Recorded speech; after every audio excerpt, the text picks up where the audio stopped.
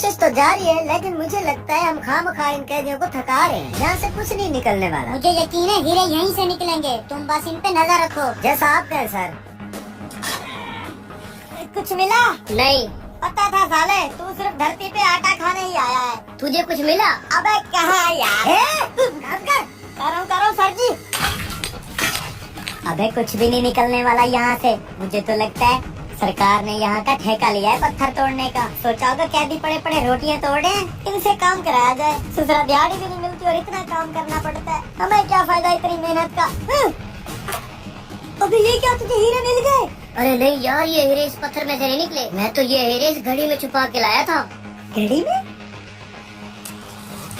तुझे कुछ हीरे जैसा चमकदार दिखा क्या? नहीं सर। जा।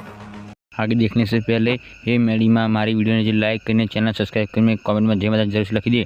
ना घर में धन्नी कभी ना था देता। अबे तू ये हीरे लाया कहाँ से है और तूने यहाँ पे क्यों रख दिए? अरे ये सब तू छोड़, बस तू इतना समझ ले, ये